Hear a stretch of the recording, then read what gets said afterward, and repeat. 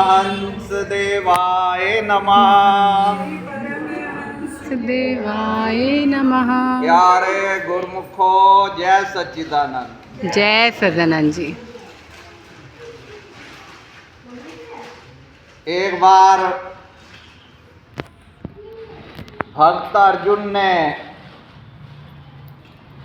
भगवान कृष्ण से पूछा,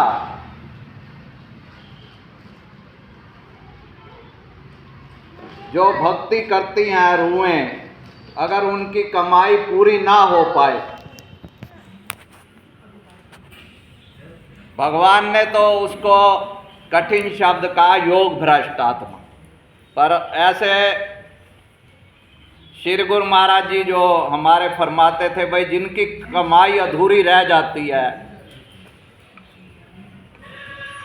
तो अर्जुन कहते हैं वो तो ना तो दुनिया के भोग भोग पाया, ना आगे उसको मोक्ष हुआ, तो ऐसी रूहों का क्या होगा।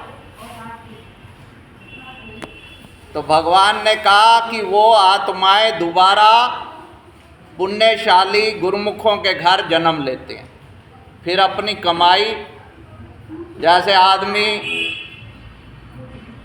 बच्चा जो है होमवर्क करते करते सो जाए तो नेक्स्ट डे जितना काम कर लिया आगे फिर शुरू करता है।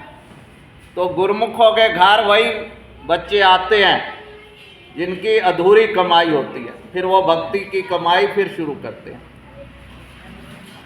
तो रोहित के घर भी ये जो इसका नाम भी आध्यात्मिक नाम में सबसे ऊंचा नाम है, यूनिक नाम है अद्वैत। अब अद्वैत जो है इस एक शब्द में सारे वेदों का सार है कि आत्मा और परमात्मा जो है उसमें द्वैत नहीं है। इसी की अनुभूति करवाने के लिए महापुरुष जितना भी ये सूरत शब्द योग है, हमारे द्वैत को मिटाने के लिए। तो जब बच्चों का नाम ऐसा होता है तो उसका असर भी पड़ता है। अजामिल की कथा आपने सुनी,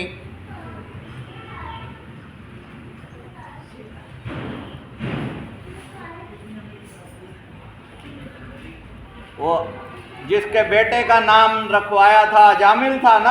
हाँ जी, हाँ जी। अजामिल का बेटा नारायण रखा था नाम रखा, वो नाम नारायण क्यों रखवाया था? पहले ये भक्त आदमी था, फिर अपना गृहस्थी में चला गया, तो उन्होंने कहा चलो भाई गृहस्थी में चले गए, कोई बात नहीं, बच्चों के नाम ही ऐसे रख लो ताकि सुरती तो वहीं लगी रहे, बिल्कुल माया में तो ना फंसो।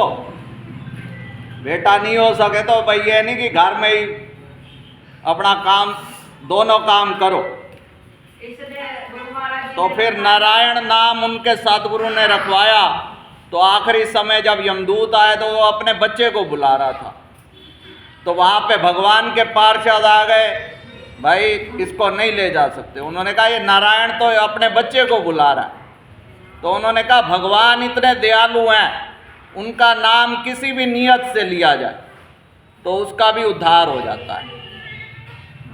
तो उसको फिर भगवान के जो पार्षद थे अपने धाम में ले गए।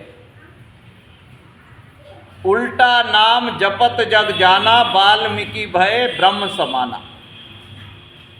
अब वो नारद जी ने कहा तू राम राम जपा कर, उसने कहा मैं तो हमेशा यही भाई मार काट।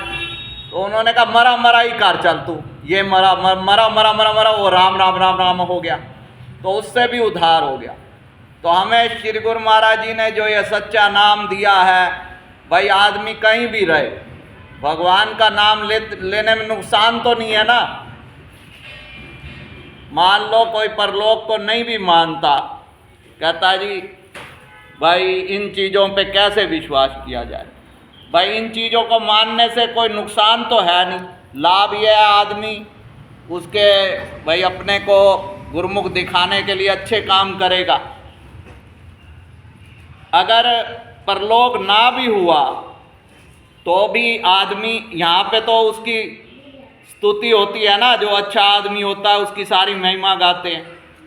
और अगर परलोक हुआ तो फिर लाभ है ही है, भाई सही काम करके जाएगा। तो ये अद्वैत का जो आज ये चोला पवाने आए हैं, इसके लिए सारे गुरुमुखों को लाख लाख बधाई। और सबसे बधाई के हकदार वो हैं जो कि कहते हैं भाई खुशी वो हो जो दायमी खुशी को प्राप्त करे। एक क्षण की खुशी प्राप्त करी, अंदर फिर वही अगर खुशी नहीं है तो वो सब बेकार है।